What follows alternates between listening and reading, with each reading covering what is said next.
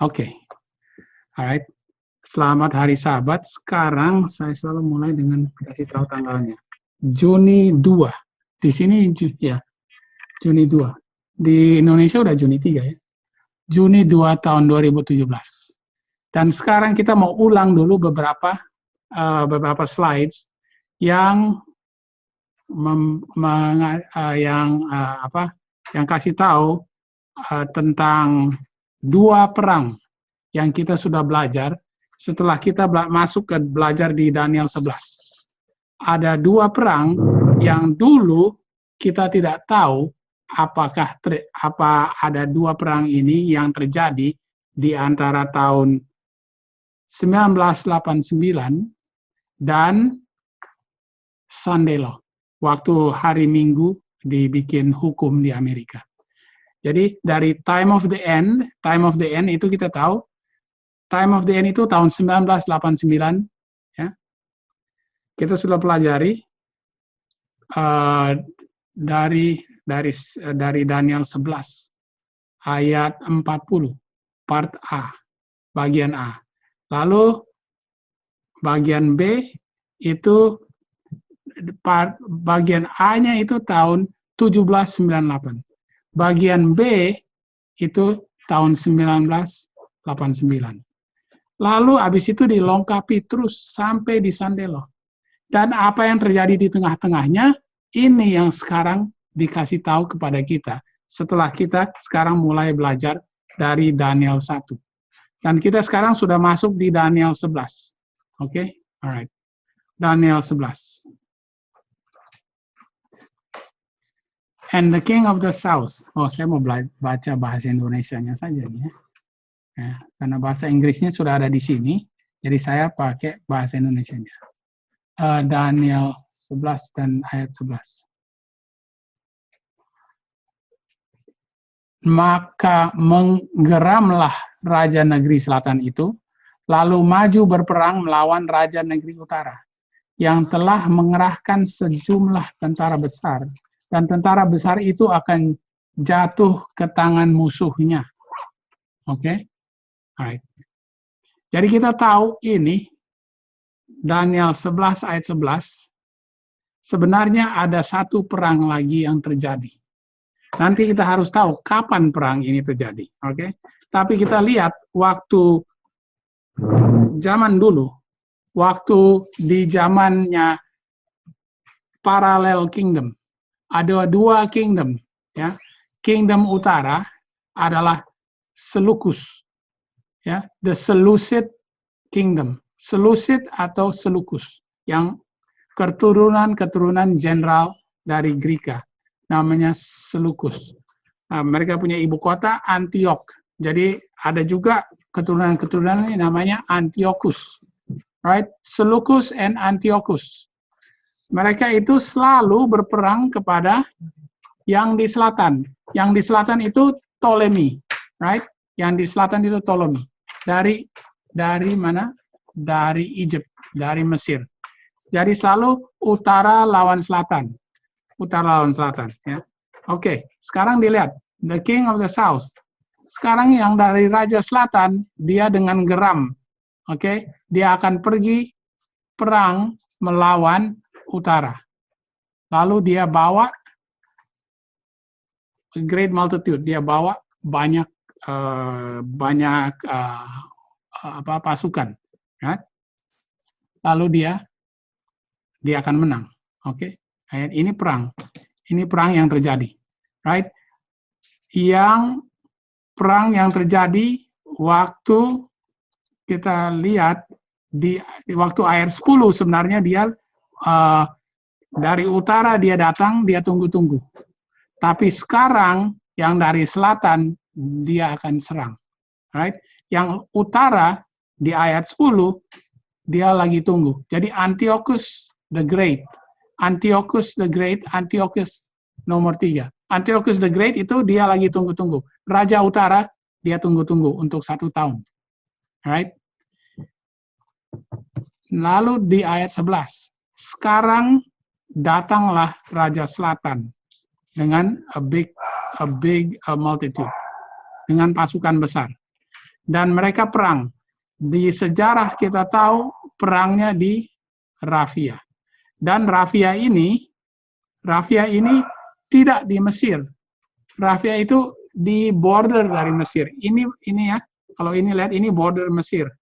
Ya, border Mesir ini Israel di sini.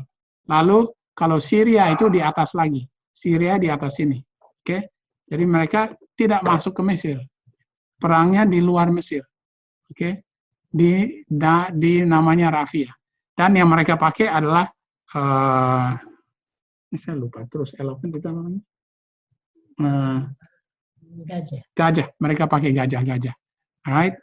Yang paling terkenal pada waktu itu adalah ini menurut sejarah ya.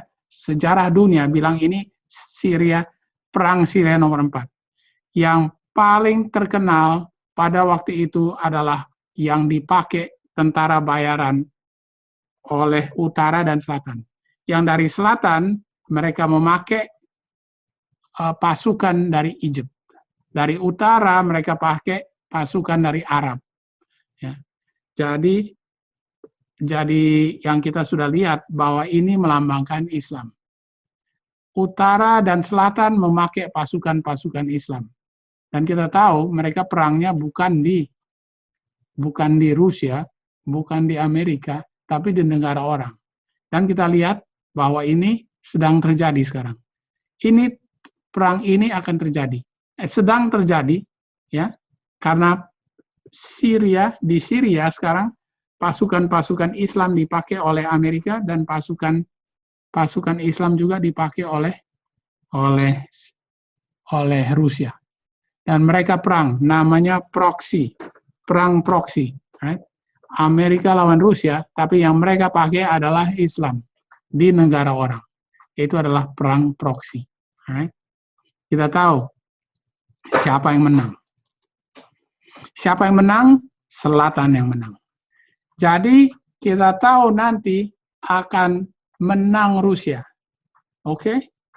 Hebatnya, setelah Rusia menang, karena yang membantu Rusia adalah Islam, yang Islam ini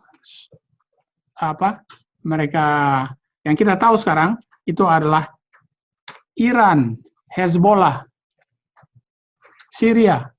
Mereka nanti yang menang. Lalu waktu zaman dulu, tahun 205 sampai tahun 186. Mereka itu yang menang, langsung mereka bangga. Karena mereka bisa mengalahkan King of the North. Pasukan dari Raja Utara. Pasukan Raja Utara itu Amerika. Karena mereka bisa menang, sekarang mereka menjadi satu. They come together and they make their own kingdom. Mereka membuat mereka punya negara sendiri. Jadi yang tadinya mereka itu dijajah oleh Greka, mereka tidak mau lagi dijajah Greka. Mereka bilang kita mau bersatu. Di bawah kita punya raja sendiri. Rajanya namanya Chanofres. Ada Haronofres and Chanofres. Alright? Ya. Mereka menjadi satu. They become one. Yang tadinya pecah-pecah. Tadinya bayaran utara, bayaran selatan, sekarang mereka menjadi satu.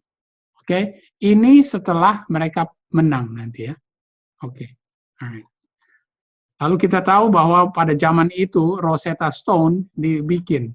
Ya, dan kita yang waktu lalu sudah kita bikin Rosetta Stone ini adalah dipakai untuk bisa mengerti bahasa Egypt, bahasa hieroglyphics ya. Karena zaman dulu yang menjajah Egypt adalah Greka. Alright, jadi tulisan ini Greka, ini tulisan Egypt, tulisan Mesir. Oke. Oke. Alright, kita teruskan. Ini yang kita udah bikin waktu lalu ya. Saya teruskan. Oke. Alright, sekarang kita masuk. Daniel 11 ayat 12. Setelah tentara besar itu dihancurkan, maka hatinya akan bermegah. Hatinya siapa ini? Siapa yang sekarang bermegah? Siapa yang hatinya bermegah? Raja Selatan. Right? Dia udah menang. Dia sudah menang, sekarang dia his heart shall be lifted up. Hatinya akan diangkat, bermegah. And he shall cast down many 10,000s. Ada bahasa Indonesianya. Walaupun ia telah menewaskan berlaksa-laksa orang. Oh, 10,000 nggak dikasih tahu 10.000. Oke, berlaksa-laksa orang. Ia tidak akan mempunyai kekuatan. He shall not be strengthened by it. Right? Jadi dia mengangkat dirinya, lalu habis itu dia bunuh banyak orang, 10.000 di sini dibilang, tapi dia tidak dikuatkan setelah dia perbuat ini. Alright? Di zaman dulu, apa yang terjadi kepada King of the South? Ini namanya Ptolemy. Dia setelah menang, alright, dia pergi parade di seluruh daerah-daerahnya, di wilayah. Oke, saya nggak usah baca ini. Dia pergi ke seluruh wilayah. Ini kita bisa baca dari Daniel and Revelation oleh Uriah Smith. Right? Dia pergi parade seluruh wilayah-wilayah. Salah satunya dia pergi ke Jerusalem. Right? Apa yang dia perbuat di Jerusalem? Dia bilang, oh ini ada temple, jadi saya mau masuk, saya mau offer sacrifice. Saya mau berikan persembahan di dalam temple. Right? Dia mau masuk ke most holy place. Apakah orang-orang Jewish kasih dia masuk? Oh, itu nggak boleh itu. Itu adalah apa? Itu lambang apa kalau ada musuh yang masuk ke dalam temple? Itu lambang apa itu? Kira-kira. Itu di Matius 25 itu Tuhan Yesus bilang itu apa itu? Itu lambang apa? Itu abomination of desolation. Ya. Kalau ada musuh yang masuk ke dalam kamu punya temple, yang mau kasih sacrifice, right? Lalu waktu situ dia di restrain, dia ditahan, tapi marah dia, alright? Karena dia marah karena dia tidak bisa masuk ke dalam itu apa? Ke dalam Ka'bah, dia pergi ke Mesir. Dan di Mesir banyak orang Jewish. Apa yang dia perbuat di sana? Dia persecute orang-orang Jewish. Dia kembali ke Mesir dan dia persecute Jewish. Ya. Pada saat itu ada rebellion of the Egyptians. Ingat ini tadi? The Egyptian revolt, ada rebellion. Ada rebellion, ada orang-orang Mesir yang rebel, jadi dia harus menaklukkan rebellion itu, dan dia juga bunuh banyak orang-orang Jewish. Alright? Oke. Okay. Ini ceritanya diteruskan ini sebenarnya. Ptolemy ini pemabok. He resumed his old lifestyle and wallowed in all manner of gluttony and luxury. Wah, dia pemabok, bersuka hidup enak. Alright? Oke. Okay. Dan apa yang dia perbuat? He branded them, ya. Jadi orang-orang yang tidak mau ikut dan dia punya pesta-pesta, he branded them with hot irons in the face. Dia pakai besi panas, ya, besi yang panas begitu, dia cap mereka punya muka. Dengan ada tanda ivy leaf, dengan tanda leaf, dengan tanda apa? Daun, ada daun. Okay, it's an ivy leaf. Ivy leaf ini ada sign of Bacchus. Right? Ada yang tahu sign of Bacchus? Sign of Bacchus. Alkohol. Ya, sign of Bacchus itu adalah dewa pesta-pesta, dewa wine. Alright? Wine adalah apa? Kalau bilang wine apa? Kalau kita bilang wine secara profetik apa itu? The wine of Babylon. Alright? Jadi dia cap di orang punya muka lambang wine. Okay? The wine of Babylon. He ordered that they be gathered at one place so he could destroy them all. Lalu dia suruh semua digabung di satu tempat namanya hippodrome. Right? Kayak tempat perkumpulan gitu yang mereka bisa nonton pertandingan. Right? Right. Lalu di situ dia kasih masuk gajah-gajah. Gajah itu dikasih minum anggur supaya mabok. Lalu gajah-gajah itu semua lagi lari-lari begitu, orang Jewish mau diinjak-injak oleh gajah.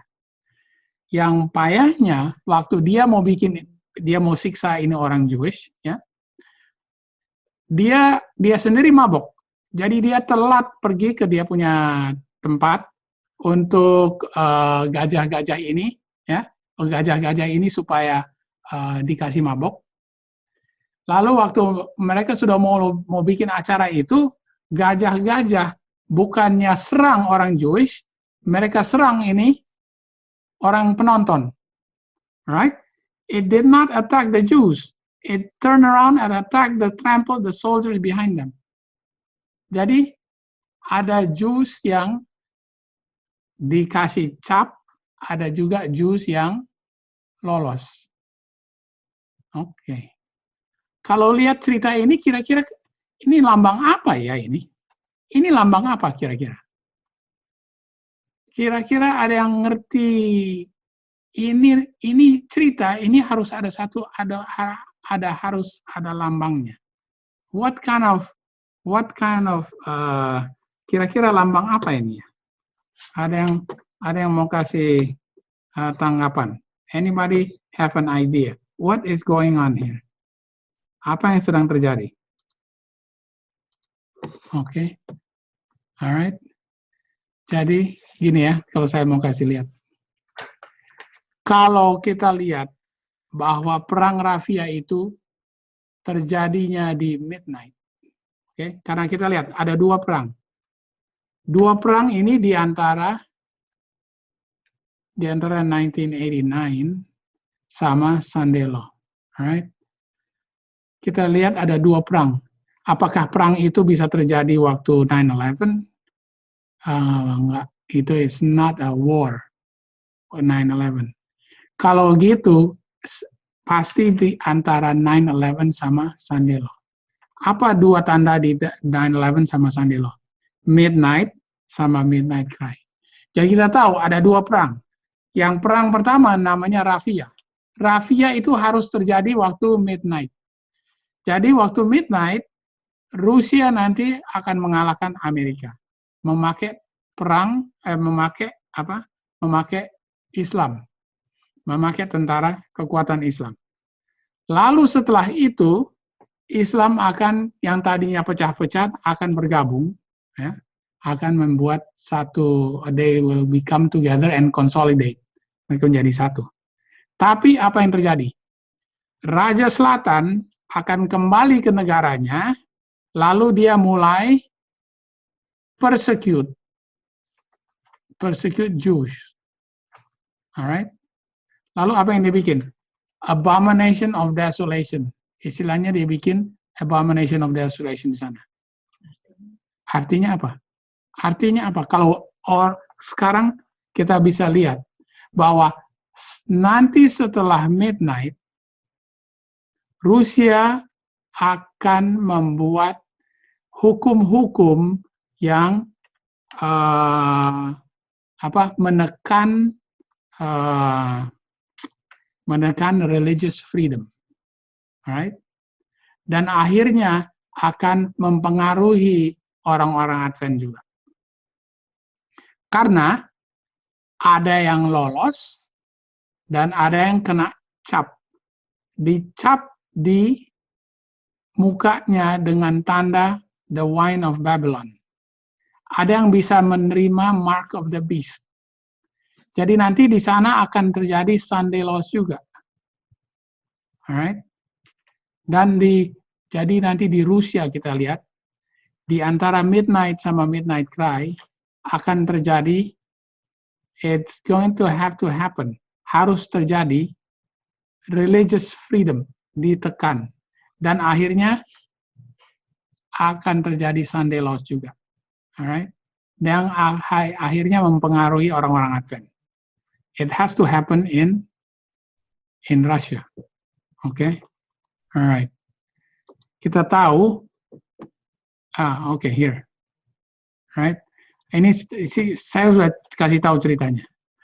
Tadinya dia menang di Raffia, lalu abis itu dia bikin perang kepada dia punya orang-orang sendiri, right? He's going to make laws against his own people. Dia akan membuat hukum yang mempengaruhi dia punya orang-orang sendiri dan orang Jews di sana dan menekan kebebasan beragama di sana, right? Apakah kita sekarang sudah lihat bahwa di Rusia sudah mulai kebebasan beragama ditekan? Ya, itu sudah banyak kita bisa lihat sekarang, alright? Sudah banyak. But it's gonna be even more. Dan lebih jelas nanti terjadinya setelah midnight di antara perang Raffia dan yang perang berikutnya. Kita tahu yang perang berikutnya adalah Panium. Oke. Jadi sekarang kita lihat apa artinya hatinya diangkat. Oke, bahasanya ini hatinya akan bermegah. Oke. Hatinya akan bermegah. And when he has taken away the multitude, his heart shall be lifted up. Lifted up itu bahasa Hebrew-nya apa? Room.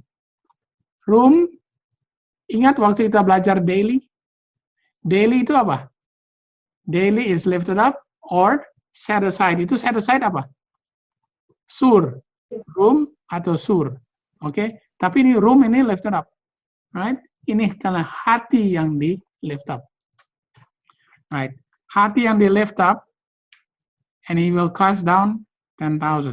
Kalau dia punya hati diangkat, habis itu dia bikin apa? Persecution. Setelah hati diangkat, raja punya hati diangkat, di follow dengan apa? Persecution. Alright? Kita lihat di Daniel 8 ayat 11. Lifted up. Lifted up itu room. Alright? Yea, he magnified himself even to the prince of hosts, and by him the daily was taken away. Ini room. Di lifted up. Daily-nya diangkat. Paganism diangkat. Dan paganism itu di apa? Iya. Kekafiran. Oke, ada yang kekafiran yang menganiaya Tuhan Yesus. Magnified himself to the prince of the host. Oke. Lalu kekafiran itu diangkat waktu zamannya pagan Rome. Alright? Daniel 5 ayat 20 dan 23. When his heart was lifted up and his mind hardened in pride, he was deposed from his kingly throne and they took his glory from him. Siapa ini? Daniel 5 itu cerita tentang siapa? Yang hatinya diangkat dan menjadi sombong. Dan akhirnya dia harus makan apa? Ya, makan rumput. Nebukadnezar. Nebukadnezar itu hatinya naik ya. Ya, naik. Dan habis itu dia harus di-scatter. Right? Ya, scattering itu lambang dari di persecution, dibawa ke ketawanan. Right? Scattering and gathering. Nebukadnezar itu di-scatter. Dia harus makan rumput 7 tahun. Right? But has lifted up thyself against the Lord of heaven, and they have brought. Lalu siapa juga lift himself up? Dia punya cucu, Belshazzar. Belshazzar sudah mengangkat dirinya, lalu minum anggur dari cawan-cawan yang dibawa dari Israel. Alright, okay. Jadi kita tahu raja-raja mengangkat dirinya will always come after that a scattering time. Setelah itu terjadi scattering atau terjadi penganiayaan atau dicerai-beraikan. Semua selalu kalau mereka meninggikan dirinya. Ya. Alright. Ada cerita satu lagi. There's another story. Di Second Chronicles. Second Chronicles 26 ayat 16 sampai 21. Ini ceritanya dari Uzziah. Raja Uzziah. Alright. And when he was strong, his heart was lifted up. Jadi dia hatinya ditinggikan, dimegahkan waktu dia kuat. To his destruction, untuk diturunkan. Waktu dia naik, lalu harus diturunkan. For he transgressed against the Lord his God, and went into the temple of the Lord to burn incense upon the altar of incense. Waktu dia meninggikan dirinya, dia masuk ke dalam temple. Right? Lalu dia mau bakar incense upon the altar of incense. Okay. Raja Uzziah ini raja dari Judah. Ingat, dia bukan raja dari Israel. Raja Judah. Alright? Oh, dari selatan. Dari raja selatan. Uzziah is the king of the south. Alright? Lalu apa yang dia mau bikin? Dia mau masuk ke dalam temple untuk bakar incense. Lalu Azariah dan 80 priest ya, mau tahan dia. Alright? Dia tahan. Lalu Uzziah marah. Lalu karena dia sudah mau bakar incense di situ. Lalu apa yang terjadinya? Leprosy. Leprosy itu apa? Leprosy itu what is leprosy? Kusta kena di mana? Di kepalanya. Alright? Before the priest of the Lord of hosts, and besides the incense altar. And Azariah the chief priest and all the priests looked upon him, and behold, he was leprous in his forehead. Kena kusta di mana? Di dahinya. Kok ceritanya sama ya? Isn't it the same?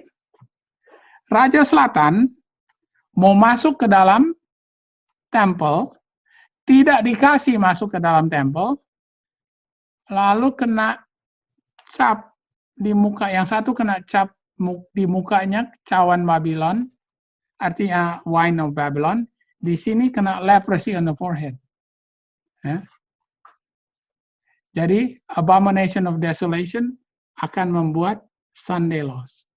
Jadi ingat, ini king of the south yang membuat ini. Alright? Ini ceritanya terjadi waktu di Mesir, terjadinya di zamannya Uzziah. Ya, udah ada dua bukti. Ada dua bukti bahwa king of the south akan membuat Sunday laws juga. Dan mulainya mereka setelah perang Rafia. Alright? Okay. Sebelum Sunday laws secara resmi mulai di Amerika, kita nanti harus lihat akan mulai Sunday laws in Russia, akan mulai di Rusia. Right? Jadi kayak begini-begini, ini untuk tanda untuk kita tahu what is going to happen. Makin banyak yang kita bisa lihat apa yang akan terjadi di midnight, di antara midnight sampai midnight cry. Apa yang terjadi dengan Islam, apa yang terjadi di Rusia, apa yang terjadi di Amerika, semua kita bisa lihat. Semua dikasih tahu di Daniel 11. Alright. Sekarang ayat 13. For the king of the north shall return. Sekarang oke, ayat 13. Lalu untuk kedua kalinya. Wah, kedua kalinya nggak ada dibilang di sini kedua kalinya. Oh my. Oke. Bahasa Indonesianya kurang bagus ini sebenarnya. Lalu untuk kedua kalinya Raja Negeri Utara itu akan menggerahkan sejumlah tentara besar, lebih besar dari yang pertama. Dan beberapa tahun kemudian ia akan bergerak maju melawan dia dengan tentara yang besar dan dengan banyak perlengkapan perang. Oke, the king of the north shall return. Sekarang king of the north yang tadinya kalah, right? Sekarang dia mau balas dendam. Dia balas dendam dengan army and riches, economic and military power, tenaga militer dan tenaga ekonominya. Alright, jadi ingat, Raja Utara akan membalas dendam. Kita tahu Raja Utara punya pasukan itu Amerika. Jadi Amerika yang tadinya kalah, sekarang dia akan pergi perang lagi. Dia akan balas dendam. Alright? Balas dendam. yang tadinya dia udah kalah, sekarang dia akan, jadi di antara waktu dia kalah dan dia menang, dia akan memperbaiki ekonomi, dan dia memperbaiki dia punya militer, supaya bisa menjadi naik lagi. Alright? Jadi kita ingat, waktu midnight akan jatuh ekonomi. Setelah midnight akan naik ekonomi. Alright? Tiap kali ada perang begitu biasanya naik ekonomi. Karena semua diarahkan untuk bikin alat-alat perang untuk get ready for another war. Biasanya ekonomi naik. Right? Kita sering sekali lihat begitu. Sering terjadi. Dan ini akan terjadi di Amerika nanti ya. Ekonomi turun, ekonomi naik. Lalu dipakai untuk serang Rusia. Alright? Alright. Kita tahu di sini. The events predicted. Oke. Alright. The events predicted in this verse were to occur after certain years. Akan terjadi setelah beberapa tahun.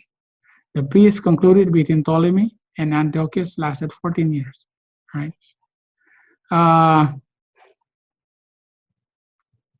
Jadi ada sebenarnya damai.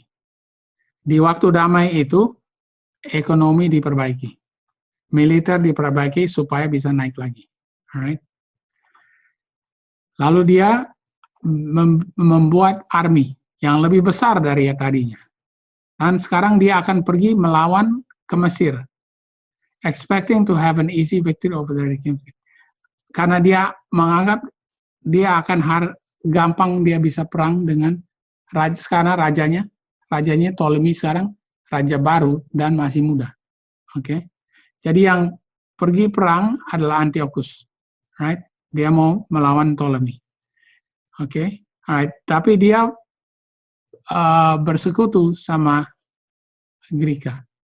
Philip the Fifth of Macedon. Alright. Oke. Jadi ceritanya dia akan pergi perang. Alright. Tapi tiba-tiba di Daniel 11 ayat 14. Alright. And in those times, dan pada waktu itu, there shall many stand up against the king of the south. Banyak yang akan melawan kepada Raja Selatan. Also the robbers of thy people shall exalt them. Ini ada yang exalt lagi. Ada yang meninggikan dirinya. To establish the vision, but they shall fall. Alright. Jadi yang akan melawan kepada Raja Selatan adalah sekutu dari Raja Utara. Right?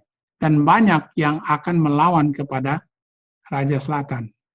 Dan pada waktu itu, the robbers of thy people shall exalt themselves. Kalau kita dulu belajar, the robbers of thy people. Siapa ini the robbers of thy people? Siapa? Robbers of thy people adalah Rome. Right? The robbers of thy people. Robbers itu sebenarnya dalam bahasa apa? Dalam bahasa Ibraninya adalah the breakers of his people. Siapa yang break God's people? Is the iron kingdom, the fourth kingdom, the beast that is of iron. Oke, itu Daniel 7 atau 8. Oke.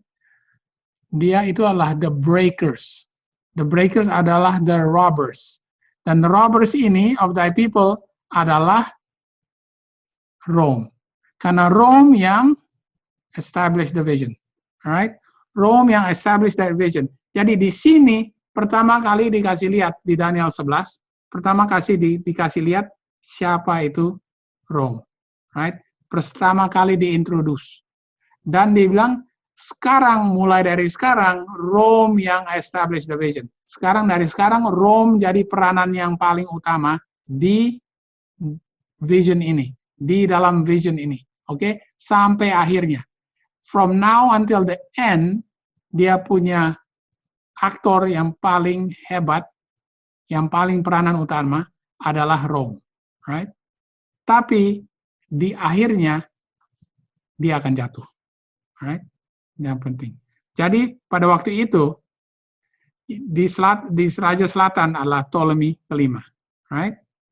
Ptolemy di kelima ini sebenarnya lemah dia dan masih muda. Jadi kesempatan untuk Antiochus the Great. Antiochus the Great bilang, oh ini sekarang ini saya bisa serang mereka. Oke, I'm going to go. Tapi saya punya teman Macedon, dan dia punya allies. Dia akan mempunyai banyak allies. Dia akan memakai dia punya sekutu, ya sekutu. Alright? Lalu dia perang melawan Ptolemy.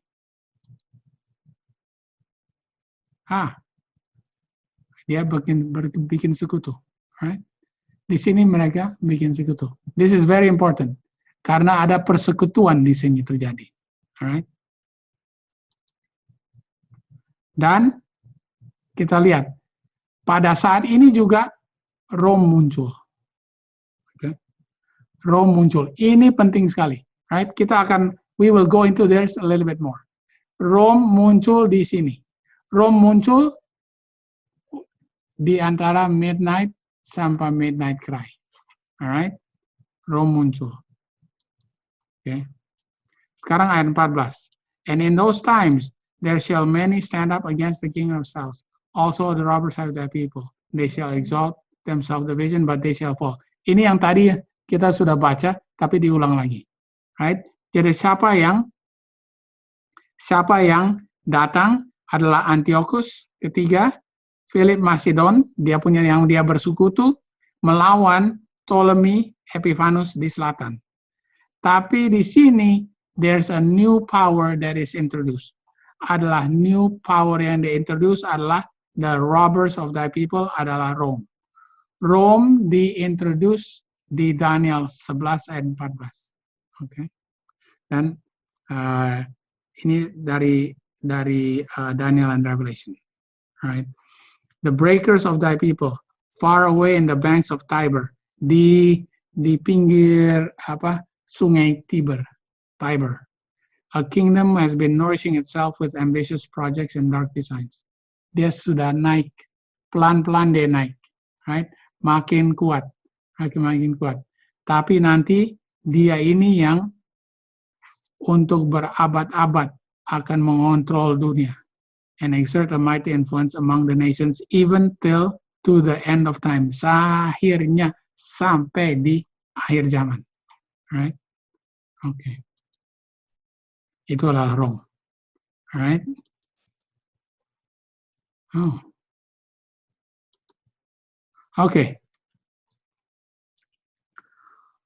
And in those, jadi kita lihat ya. Ini di chart, kalau kita lihat chart tahun 1843 chart, right? Di sini dikasih tahu. The time of the League of the Jews. Time of the League of the Jews between the Jews and the Romans was 158 years before Christ. Pertama kali ada Jewish and Rome. Rome sama Jews sudah bikin sekutu, right? Pertama kali mereka bikin sekutu, menurut kita punya pionir adalah tahun 158 sebelum Masehi, right? Tapi Katolik, kalau kita lihat di Daniel 11 ayat 14, yang diintroduce itu adalah Rome. Tapi untuk kita punya pionir, pertama kali mereka bilang bahwa Rome itu ketemu dengan umat Tuhan adalah waktu mereka bikin persekutuan tahun 158. Nah, ini adalah satu kontroversi yang kita harus bisa selesaikan. We need to be able to reconcile this. Alright? Karena kita punya pionir-pionir. Oke, saya mau kasih lihat di sini. Kita punya pionir. Alright. Kita punya pionir bilang, alright, pertama kali Rome diintroduce ketemu dengan umat Tuhan, disitulah dia menjadi subject of Bible prophecy. Pertama kali Rome diintroduce dan dia ketemu dengan umat Tuhan. Dia ketemu dengan the Jewish people. Alright? Kita punya pionir bilang tahun 158 BC. Padahal Daniel 11 ayat 14 bilang waktu setelah perang Rafia mereka ketemu. Itu pertama kali diintroduce. Alright? Nah, ini sesuatu yang agak sedikit rumit. Karena kita sekarang agak bingung sekarang. Kenapa sebenarnya ini Rome diintroduce sebelum ketemu sama Jews. Sebelum ketemu sama Jews. Dan ini kita bisa lihat nanti di antara Midnight sama Midnight Cry. Jawabannya adalah karena mereka itu harus datang ketemu. Karena terpaksa. Right? They are actually compelled. Paus akan selalu tunggu-tunggu untuk Sandelo. Tapi nanti dia harus muncul karena terpaksa. Right? Saya punya pertanyaan. Kenapa dia terpaksa harus muncul di antara Midnight dan Midnight Cry? Ini mungkin agak bingung ya untuk orang bisa mengerti kenapa. Right? Ya. Jadi kalau kita harus lihat apa yang terjadi waktu perang. Kita harus lihat what happened during the war. Kita ingat waktu Midnight siapa yang menang? Rusia menang. Right? Rusia menang, dia kalahkan Amerika. Lalu setelah itu Paus terpaksa harus datang untuk muncul. Alright? Kenapa dia harus muncul di situ? Kenapa dia harus muncul? Right? Karena menurut Bible prophecy, sebenarnya dia munculnya mestinya, kalau menurut kita punya pionir, dia munculnya harus later on. Tapi kenapa dia munculnya sebelum pada waktunya dia harus muncul? Kenapa dia harus muncul pada waktu itu? Sebenarnya tidak terlalu susah kita kalau mengerti bahwa dia itu mau bikin Sunday Law di Amerika pertama. He needs to make a Sunday Law in America. Bagaimana dia bisa bikin Sunday Law di Amerika, padahal Amerika baru kalah. Jadi dia terpaksa harus muncul. Dan waktu dia muncul, kira-kira apa yang dia buat waktu dia muncul? Dia akan prop itu ekonomi Amerika. Oke. Ini saya kasih ringkas, ini dia punya yang kita sudah pelajari ya. Dia akan prop Amerika punya. Dan kita akan lihat ceritanya bagaimana terjadinya. Dia akan prop itu ekonomi Amerika. Alright? Kenapa dia harus prop? Karena Amerika waktu itu jatuh. Kalah lawan Rusia. Jadi dia datang. Karena dia sekarang dia punya bank adalah bank yang paling kaya di dunia. Right? Dan dia harus pakai Amerika untuk bikin Sunday Law. Right? Jadi nanti di antara Midnight dan Midnight Cry akan muncul, Paus akan muncul. Right? Makanya kalau kita baca ini, nggak ngerti sebenarnya kenapa dia punya ini ya, kayak lengkap-lengkap. Dia punya cerita terlengkap-lengkap. Tapi kalau kita tahu kenapa Paus harus muncul setelah Amerika kalah, Amerika itu harus di-prop, ekonominya harus dibantu oleh the Bank of Vatican. Alright? Oke. Lalu yang hebatnya sekarang Daniel 11 ayat 15. Tiba-tiba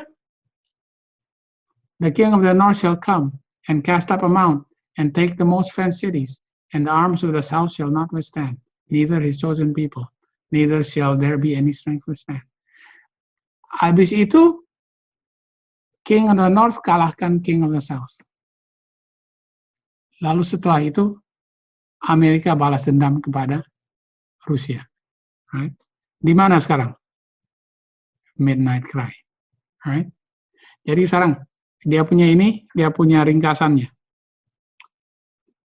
Midnight, Amerika akan perang sama Rusia. Sedang perang sama Rusia sekarang, tapi midnight, Amerika akan kalah. Kalahnya karena Islam membantu Rusia. Setelah itu, Rusia akan menganiaya agama-agama di Rusia dan membuat abomination of desolation. Sudah membuat Sunday laws di sana. Alright? Dan kita lihat sudah mulai sekarang bikin-bikin menekan-nekan agama dengan preteksnya, alasannya adalah melawan terorisme. Mereka bilang, oke, kita harus jangan sampai ISIS naik di sini, kita harus tekan ini agama-agama yang bisa bikin teroris begitu, kita harus tekan di Rusia. Mereka punya preteks. Dan kita ingat, waktu Rusia sedang bikin itu, Islam sedang bergabung. Right? Kita tahunya dari Egyptian Revolt. Right? Mereka bergabung. Right? Pada saat itu, Amerika punya ekonomi lagi jatuh. Tapi, tiba-tiba akan muncul paus. Right? Bikin persekutuan dan mereka supaya bisa di-prop ekonominya. Supaya dia bisa balas dendam kepada Rusia. Kenapa itu paus mau tetap mengalahkan Rusia? Kenapa paus itu tetap harus mengalahkan Rusia? Karena yang dia perlu itu arminya Amerika. Iya, dia perlu Amerika, tapi ada satu dia punya Secret of Fatima. Ingat Secret of Fatima? Secret of Fatima dari dulu selalu dia punya musuh itu Rusia. Komunisme itu dia punya musuh. Ya. Salah satunya itu musuh dia. Itu Secret of Fatima. Ingat, makanya saya udah tekan-tekan dari dulu, ingat selalu ini Secret of Fatima. Karena kamu di sini nanti bisa lihat, kenapa salah satu dia punya alasan untuk serang Rusia. Dia pakai Amerika terus untuk serang Rusia. Alright? Yeah. Oke. Okay. Istilahnya Amerika dengan senang hati mau serang Rusia karena dia mau balas dendam. Alright? Tapi nanti di situ, karena sudah dipakai, sudah memakai bantuan dari paus, memang dengan senang hati mereka bikin Sunday law yang memang itu adalah agendanya dari paus. Right? Semuanya cocok. Dan di situ juga sekalian kalah juga Rusia. Karena memang paus itu sudah percaya tidak bisa ada damai dulu di dalam dunia ini kalau komunis Rusia belum jatuh. Alright? Ya. Jadi itu adalah Secret of Fatima. Right? Jadi di sini kita tahu ceritanya. Di sini adalah perang Panium. 11 ayat 15. 11 ayat 15 itu di Midnight Cry. Balas dendam. Dan setelah ini tidak ada lagi Rusia. Rusia punya kekuasaan, tidak ada lagi. There's no more Russia. Kenapa di Midnight Cry selesai Rusia? Kenapa selesai Rusia juga? Karena di situ akan mulai naik siapa? United Nations. Ingat, dia punya parallel kingdom di zaman akhir. Terjadinya antara Midnight Cry dan Sunday Law. Jadi Rusia akan habis di Midnight Cry. Dikalahkan oleh Amerika di Perang Panium zaman dulu. Tapi nanti di Midnight Cry akan kalah. Dan di situ akan naik United Nations. United Nations menjadi the new manifestation of satanic power. Right?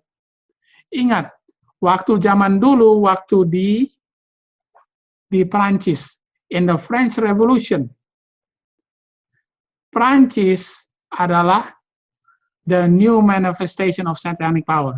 Itu adalah asap yang keluar dari lubang yang tidak ada dasarnya. Itu manifestation of new satanic power. Adalah komunis ateis dari Prancis. Mereka yang naik. Dan akhirnya mereka menjelma sebagai komunis Rusia. Uni Soviet. Nanti Uni Soviet jatuhnya di Midnight Cry. Rusia. Jadi Rusia jatuhnya di Midnight Cry, dikalahkan oleh Amerika.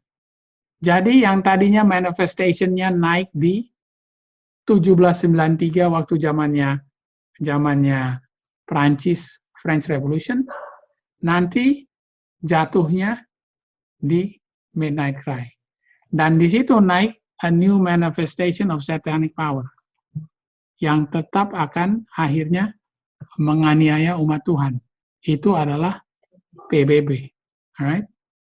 Dan setelah Midnight Cry, Amerika juga jatuh. America is going down, but United Nations naik. Alright? Oke. Alright. Ini dari Daniel 11 ayat 15. Alright? Battle of Panium tahun 198 sebelum Masehi.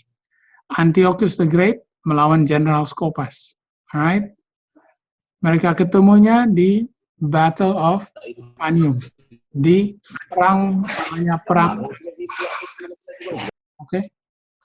Namanya perang Panium. Alright.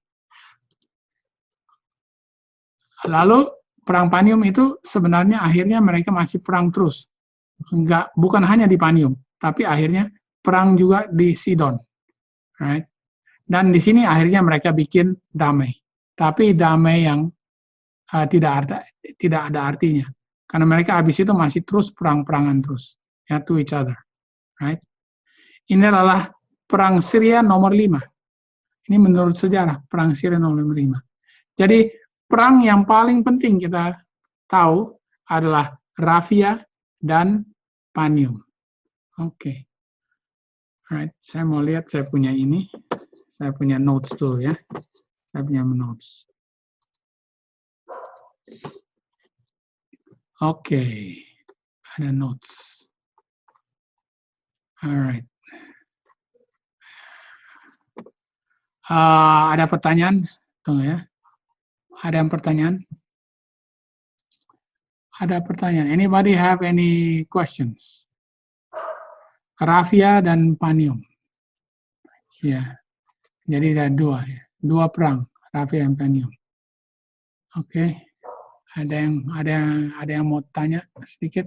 Jadi untuk sekarang ini semua fakta-fakta ya. Fakta-fakta. Sekarang kita kasih tahu artinya. Sekarang ada arti-arti. Ini oleh Flavius Josephus. Ini adalah historian orang Jews. Historinya dari orang Jews. Yet was it not long afterward when Antiochus overcame Scopas in a battle fought at the fountains of Jordan. Jadi Panium itu sebenarnya dari tempat keluar mata air untuk Sungai Yordan.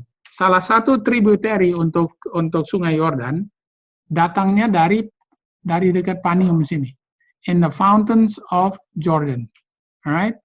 Okay. Panium. Alright? Panium itu setelah di zamannya Tuhan Yesus adalah Caesarea Philippi. Caesarea Philippi. Oke? Itu adalah waktu zamannya Tuhan Yesus. Waktu di zamannya waktu di zaman dulu ya, waktu zamannya Seleucids and Ptolemies, namanya Panium. Oke. Lalu habis itu diganti namanya Caesarea Philippi. Kalau pergi ke Caesarea Philippi di sana ini ada mata air. Sebenarnya mata air itu keluar dari mata airnya sebenarnya dalam sini ya. Inside here ada keluar mata air. Oke. Dan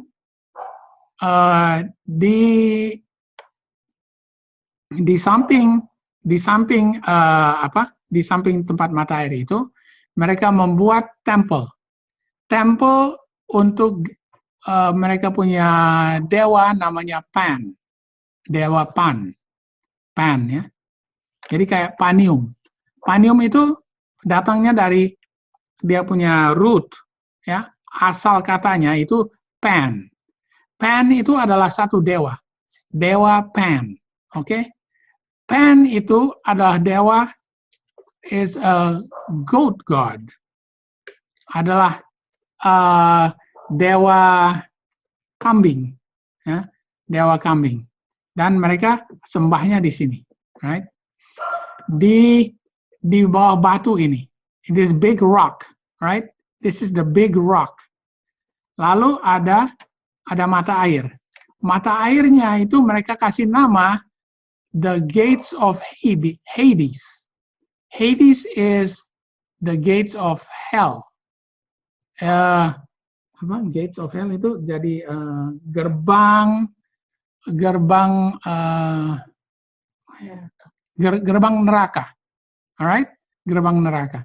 Lalu mereka kalau bikin mereka punya, mereka mau kasih human sacrifice, mereka mau kasih orang yang mereka sacrifice, mereka buang ke dalam situ. Kalau dia mati, mereka udah diterima. Dan kalau udah diterima oleh mereka punya dewa, God of Pan, alright? God of Pan. Ini penting sekali, karena kita tahu apa yang terjadi waktu di Caesarea Philippi, right? Setelah waktu zamannya Tuhan Yesus, ini daerahnya diganti namanya jadi Caesarea Philippi. Karena di situ mereka buat satu gereja. Mereka punya temple. Mereka punya temple dibikin untuk Caesar. Jadi satu temple untuk Pan, satu temple untuk Caesar, right? Satu temple untuk is a religious and one for state, is a church and state, right? Alright. Jadi ada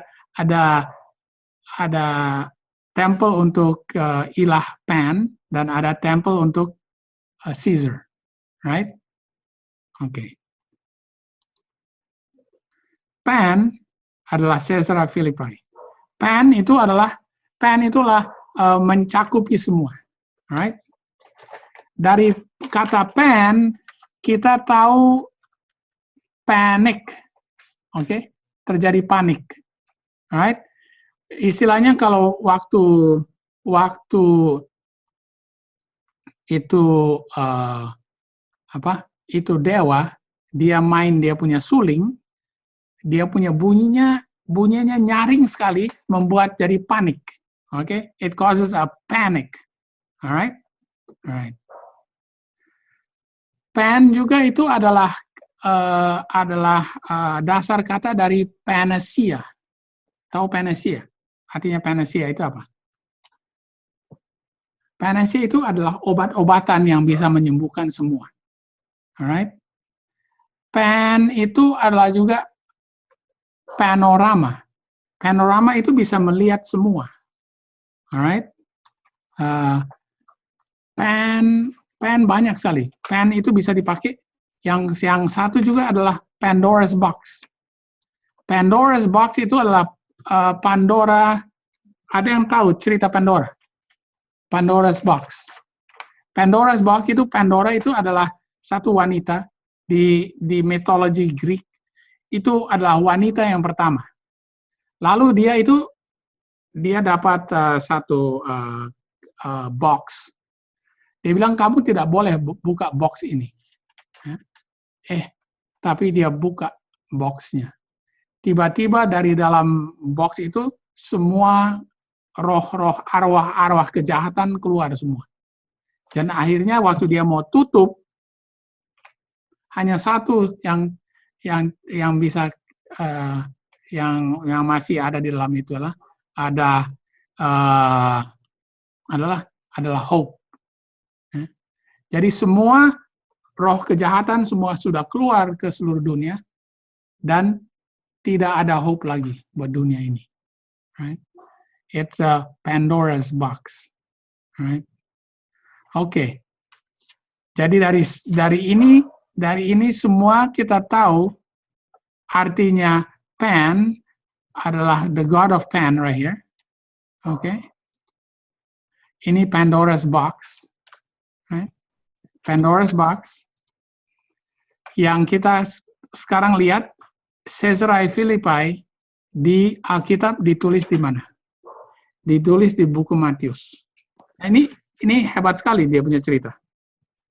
Sekarang akan mengerti dia punya cerita. When Jesus came into the coast of Caesarea Philippi, waktu Tuhan Yesus pergi ke Caesarea Philippi. Ini ingat, Caesarea itu Philippi itu Panium. He asked his disciples saying, "Whom do men say that I, the Son of Man, am?" Siapa yang orang-orang bilang saya ini adalah? And they said, some say that thou art John the Baptist, some say Elijah. Ada orang-orang yang bilang kamu itu engkau adalah John the Baptist, atau Elia, atau Jeremiah, atau prophet-prophet. And he said unto them, but whom say ye that I am? Tapi siapa yang kamu bilang saya itu? Lalu siapa yang jawab? Petrus. Lalu Simon Peter answered. Lalu Simon Peter apa dia bilang? Thou art the Christ. Engkaulah. Christ itu apa? Engkaulah the Christ. Engkaulah. Kristus itu artinya Messiah. Kristus artinya Messiah. You are the Christ, the Messiah. The Son of the living God. Ini adalah confession of a Christian, right? Mereka percaya in Christ, the Son of the living God. Jadi Petrus itu dialah yang tahu siapa itu dia punya Tuhan, right? Yeah.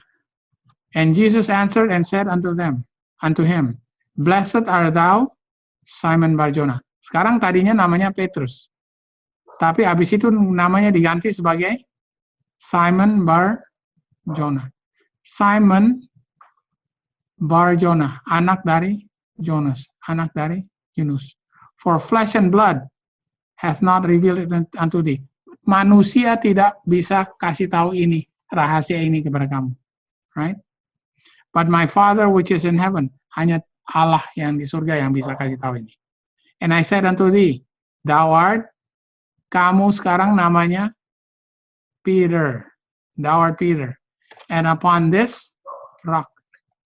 Ingat, dia itu berdirinya di mana? Di Panium. Dia itu di mana? Di Caesarea Philippi. Di depan batu besar. Ingat, di depan batu besar. Lalu di depan batu besar itu, di dalam batu besar itu ada apa?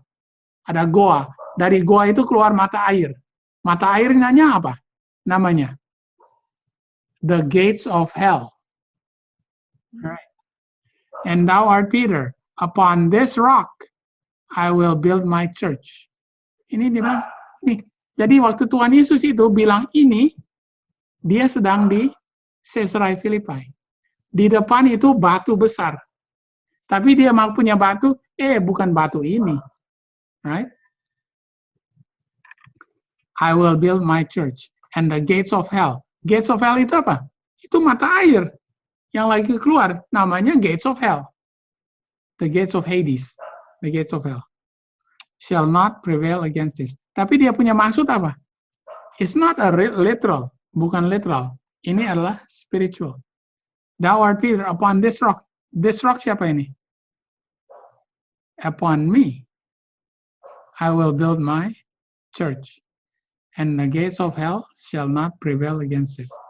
And I will give unto thee the keys of the kingdom of heaven. And whatsoever thou shalt bind on earth shall be bound in heaven. Saya akan memberikan kepada kamu apa? Keys, kunci surga. Dan apa yang kamu bind di dunia akan di-bind juga di surga. Right? Kamu apa lepaskan di dunia akan dilepaskan di surga. Right? Then he charged his disciples that they should tell no man that he was Jesus Christ.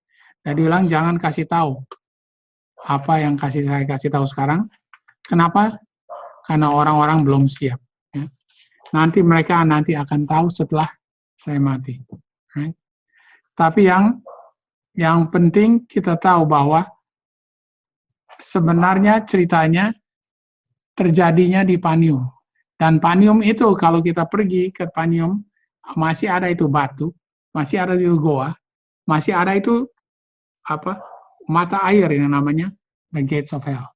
Dan Panium itu kalau kita lihat artinya Panium adalah casket, Pandora's box, right? Pandora's box untuk orang-orang dunia. Apa yang terjadi nanti waktu di Midnight Cry?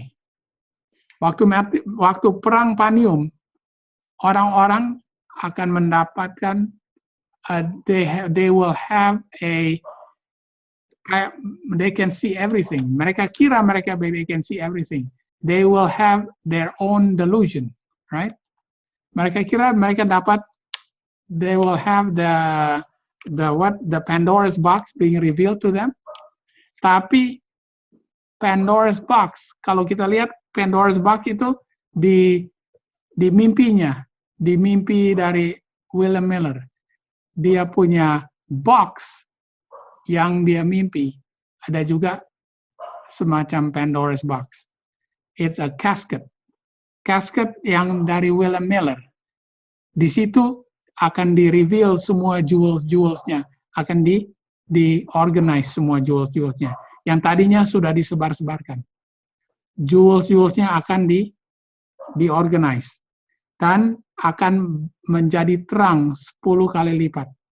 Jadi yang dia punya jewels yang tadinya sudah di-scatter adalah all the prophecies, all the understanding of the prophecies yang tadinya William Miller sudah dapat zaman-zaman dulu. Mulai dari 1290, 2520, 1260. Semua kebenaran-kebenaran ini semua nanti ada di-organize. Semua di-organize waktu Midnight Cry, bukan Midnight. Midnight Cry. Right? Dan prophecy ini akan di-restore. Istilahnya, the spirit of prophecy akan di-restore. Di Midnight Cry juga Levites akan bikin predictions. The priests and the Levites are going to give prediction. Midnight kasih prediction, Midnight Cry kasih prediction. Karena the spirit of prophecy is going to be restored. Akan di-restore juga. Oke. Dipulihkan kembali. Right? Dipulihkan kembali. Karena profesi-profesinya harus yang kita pelajari semua ini, kita harus pakai supaya kasih prediction. Apa yang akan terjadi kepada gereja dan apa yang terjadi kepada negara. Ini adalah tidings of the east and of the north. Tidings yang kita kasih adalah tidings dari east. Tidings dari east itu adalah Islam akan serang. Karena kita tahu persis waktu Midnight Cry apa yang terjadi? Islam akan serang. We have to give that prediction. Kita tahu Islam akan serang di Midnight Cry juga. Akan serang Amerika. Right? Lalu have to give the tidings of the north. Tidings of the north that Jesus is going to come and give the judgment. Judgment karena gereja akan punya probation is going to close at the Sunday law. And America's probation is going to close. Right? The judgment will come. Right? Jadi sebenarnya dia punya ceritanya dalam dan lebar. Banyak arti-artinya. There's so many different levels. Ya. Tapi yang saya mau tekankan, yang kita harus tahu, bahwa dua perang ini, Raffia dan Panium, terjadinya di Midnight dan Midnight Cry. Kalau kalian bisa tahu bahwa ada dua perang ini yang terjadi sebelum Sunday Law. Ini semua sudah dikasih tahu supaya kita bisa prepare. Karena semua akan terjadi sebelum Sunday Law semua. All of this yang akan terjadi ini sebelum Sunday Law. Right? Yang tadinya antara Daniel 11 ayat 40 dan Daniel 11 ayat 41, kita kira nggak ada di isinya. Kita kira Daniel 11 tidak kasih apa yang harus diisi di situ, kita tidak tahu. Tapi setelah kita belajar dari ayat 11 sampai ayat 15, kita tahu ada dua perang. Oke. Alright. Ya, oke. Pan juga artinya pandemic. Ada penyakit kan? Ya, betul juga. Pan itu artinya pandemic. Ya, segala macam pan. Pan itu terjadinya mulai banyak penyakit yang akan datang. Lalu itu apa? The sixth plague. Ya, the sixth plague itu terjadinya persis waktu sebelum Midnight Cry. Itu yang sixth plague itu apa? Bisul-bisul. Ya, terjadinya waktu just before Midnight Cry. Right? Jadi pandemic. Jadi akan orang-orang sakit. Dan yang Jimmy punya point adalah pada waktu itu ada kesempatan orang-orang yang akan banyak sakit, yang harus cari obat-obatan dari mana? From the people that know medical missionary, right? Ya, dari situ.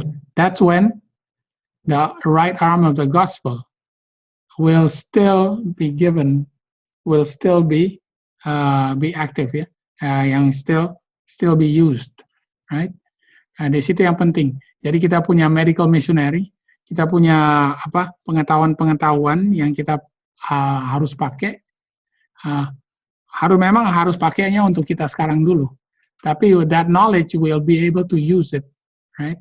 Nanti karena banyak akan makin hari makin sakit. There's gonna be a lot of people yang makin hari makin sakit, right? Dan mau cari obat-obatan dari traditional medicine udah tidak berguna lagi, right? Okay. Right. Ada lagi? Anybody has any questions? Karena saya mau masuk ke ayat 16 dulu ya. Harus masuk ke ayat 16. Kenapa? I have to go to. Alright. Let me see. Oke. Sebelum nanti saya mau selesaikan di ayat 16. Oke. Kenapa Petrus itu dikasih kesempatan untuk menjawab bahwa you are the Messiah? Right? Dari pertamanya, Nyonya White sudah bilang di Desire of Ages. Dari pertamanya, Petrus yang paling pertama lihat waktu Tuhan Yesus dibaptis bahwa Tuhan Yesus itu adalah Messiah. He's the first one. He's the first one that believed, ya, bahwa Tuhan Yesus adalah Messiah. Makanya dia dikasih kesempatan untuk menjawab pertanyaan itu. Siapa Simon Peter? Siapa yang sebenarnya kamu tahu saya ini? Lalu Simon Peter dari sejak permulaan waktu Tuhan Yesus dibaptis, dia sudah percaya bahwa Tuhan Yesus adalah Messiah, right? Makanya dia dikasih dikasih kesempatan. Simon artinya apa? Simon Bar Jonah. Simon artinya hearer, pendengar. Bar itu son. Jonah itu apa? Jonah artinya apa? The dove. Waktu Tuhan Yesus dibaptis kan ada the dove turun. Dia percaya bahwa Tuhan Yesus itu adalah the Messiah. Right? The keys of the kingdom of heaven. Ada ini dari Desire of Ages. The keys of the kingdom of heaven are the words of Christ. All the words of the Holy Scripture are His and are here included. Kunci dari surga adalah the words of Christ. Right? And to you are given the keys of heaven. Kepada kamu akan diberikan the words of Christ. Right? Yeah. All right. Desire Wages, teruskan 414 ayat 1.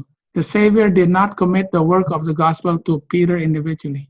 At a later time, repeating the words that were spoken to Peter, he applied them directly to the church. Dia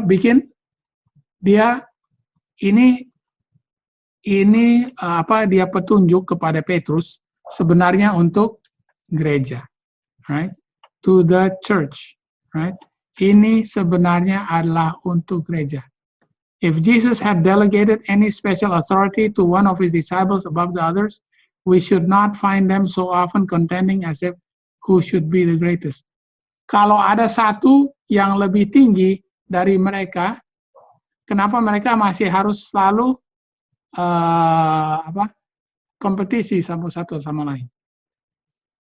Kalau Petrus adalah sebenarnya paus, karena the Catholic Church says that Peter is the leader of them. Jadi di sini Nyonya bilang tidak ada yang leader. There's nobody of them are leader. Peter is not the leader.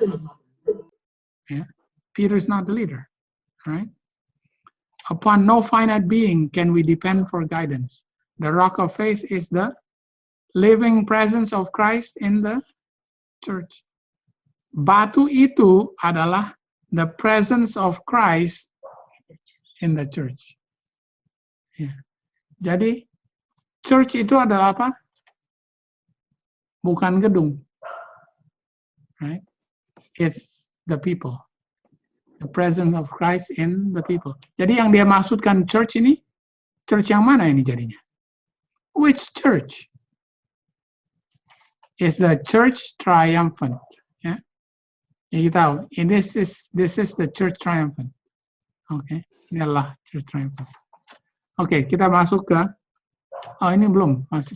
Saya belum juga sampai ayat 16 ya. Oke. Matius 16 ayat 21.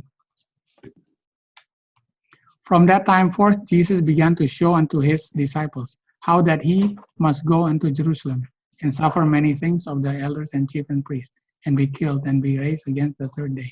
Dari waktu itu, setelah dia di Caesarea Philippi, dia kasih tahu kepada murid-muridnya apa yang akan terjadi kepada dia. Bagaimana nanti dia akan dipalangkan, oke? Okay? Right. Dan dia nanti bangkit ke hari ketiga. Lalu apa yang Peter bikin? Ini hebat sekali ya Peter. Peter pertamanya dia bilang, oh you are the Messiah, you are the Son of the living God. Engkau adalah Messiah dan engkau adalah anak Allah. Lalu setelah itu, waktu dikasih tahu bahwa oh nanti saya akan mati, dia bilang, no, you cannot die. Loh, maksudnya bagaimana dia bisa menjadi Messiah kalau dia tidak mati? Jadi Petrus sebenarnya masih belum mengerti. Dan di situ Tuhan Yesus bilang, but he turned and said unto Peter, get thee behind me, Satan. Karena ini yang setan mau semua orang kira, ya. Because Tuhan Yesus itu harus mati. Jesus had to die to become the Messiah. Untuk menjadi Messiah, dia harus mati. Thou art an offense unto me, for thou savorest not the things that be of God, and those that be of men. Karena kamu suka apa yang dari kamu punya pikiran sendiri, bukan dari pikiran Tuhan. It's not from God. Christ had accepted Peter's acknowledgement of him as the Son of God. And now his words pointing to his suffering and death seem incomprehensible. Dia bilang, saya tidak bisa mengerti kenapa kamu harus mati, tapi saya terima bahwa kamu itu, engkau adalah Messiah. Peter could not keep silent. He laid hold upon his Messiah, and as to draw him back from his impending doom, exclaimed, "Be it far from thee, Lord, that this not be unto thee." Jadi sebenarnya ada dua Peters, right? Ada satu Peter yang tahu the mission of God, yang satu does not understand the mission, right? There's going to be two groups. Di akhir zaman, there's going to be always two groups. Ya. Ada yang satu yang mengerti misi Yesus, satu yang tidak mengerti, right? Oke, right. Satu lagi, Pantheon. Oke, Pan itu Pantheon. Pan itu apa? What is Pan? Pantheon. Daniel 8:11. Yea, he magnified himself even to the Prince of Hosts, and by him the daily sacrifice was taken away from. And the place of his sanctuary, in the place of his sanctuary, apa itu? Pantheon. Pantheon itu apa? Tempat mereka mempraktek apa? Pantheism. Oke, di mana mereka mempraktekkan pantheism. Pantheism itu adalah, apakah pantheism? Kalau di zamannya Rome, segala macam ilah-ilah mereka kasih masuk di mereka punya pantheon, mereka punya gereja. Right? Segala macam ilah. Waktu di zaman Millerites, waktu zaman permulaan gereja Advent, pantheism itu apa? God is in everything. Tuhan itu di segala tempat. Pantheism. Alright? Tuhan itu di segala tempat. Oke, kalau Tuhan di segala tempat, berarti Tuhan itu is only a spirit. Jadi Nyonya White bilang, oh ini salah sekali ini. John Harvey Kellogg, kamu harus tarik itu. Karena Tuhan itu adalah, he is a being. Dia itu bukan cuma spirit. Alright? John Harvey Kellogg, kamu harus tarik apa yang kamu bilang. Terus John Harvey Kellogg, dia bilang, oke. Alright? Ya sebenarnya, yang saya maksud, bukan Allah Bapa sebagai essence, sebagai spirit, begitu aja. Yang sebenarnya saya maksudnya adalah Allah Roh Suci yang bisa masuk di mana-mana. Saya sekarang percaya bahwa ada Allah Bapa, Allah Anak, dan Allah Roh Kudus. Saya sekarang percaya. Terus kita punya pionir bilang, oh no, si John Harvey Kellogg sekarang sudah percaya Trinitas. Alright? John Harvey Kellogg dengan dia punya perkataan sendiri bilang, oke, salah. Saya mau ralat ya. Saya bukan berarti itu Allah Bapa yang ada di semuanya. Dia bilang saya sudah ganti. Saya sebenarnya maksud saya adalah Allah Roh Suci yang ada di mana-mana. Karena sekarang saya percaya Allah Bapa, Allah Anak, dan Allah Roh Suci. Lalu apa yang Nyonya White bilang? Tidak ada bedanya. Tetap salah. Pantheism sama kepercayaan Trinitas sama saja. Waduh. Ini pantheon, ini hanya masuk dari sini ya, dari segi pantheon. Kenapa Nyonya White bilang bahwa pantheism Allah di mana-mana atau Roh Suci di Allah itu di mana-mana, sama Trinitas di mana Trinitas itu Trinitas itu percaya bahwa ada tiga Allah menjadi satu, dan Allah yang ketiga itu adalah Allah Roh Suci. Kenapa itu sama dengan panteisme? Nyonya bilang, you're still wrong, it's the same thing. Kenapa dua-duanya salah? Kenapa dua-duanya salah? Karena Nyonya itu sudah bilang, siapa saja yang menjauhkan Tuhan Yesus sebagai comforter, ya, membuat gereja menjadi lemah. Jadi siapa yang tidak percaya bahwa Tuhan Yesus itu adalah comforter. Comforter itu siapa? Roh Suci. Jadi siapa yang tidak percaya bahwa spirit dari Tuhan Yesus adalah spirit of adalah comforter, membuat gereja jadi lemah. Jadi panteisme sama Trinitas sama saja. It's the same thing. Itu pantheon. Pantheon. Alright. Jadi dari pan itu banyak sekali. Banyak sekali kita tahu. Alright. So many things you can understand from pan. Okay. Alright. Nah, coba ya. Alright. 16. But he that cometh against him shall do according to his will, and none shall stand before him. And he shall stand in the glorious land, which by his hand shall be consumed. Ayat 16. Sehingga raja yang menyerangnya akan berkuat sekehendak hati, dan tidak ada seorang pun yang dapat bertahan menghadapinya. Ia akan menduduki tanah permai, dan seluruhnya akan ada dalam kekuasaannya. Ini ayat 16 terjadinya kapan? Pertanyaan saya. When does this happen? Kapan terjadinya? Ayat 16. Dan dia akan, ya. Kenapa di Sandelo? Glorious land. Ya. Jadi King of the North, Raja Utara, akan berdiri di Glorious Land. Kalau zaman dulu, dia berdiri di mana? Di Israel. Palestina. Kalau sekarang di mana? King of the North shall stand and make his laws in America. Jadi waktu dia bikin dia punya hukum-hukum di Amerika itu adalah Sunday Law.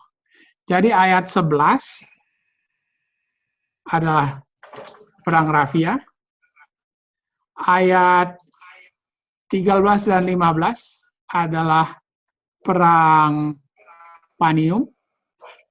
Ayat 16 adalah Sunday Law. Okay. Alright. Rafia di Midnight Cry, Panium di Rafia di Midnight, Panium di Midnight Cry, dan akhirnya Sunday Law. Alright. Makanya 16 ini Sunday Law. Alright. Ada pertanyaan? Kita sampai di sini saja ya. 13 dan 15. Ya. Rafia di ayat 11. Oke. 16 Sunday Law. Ya, 16 Sunday Law. Oke.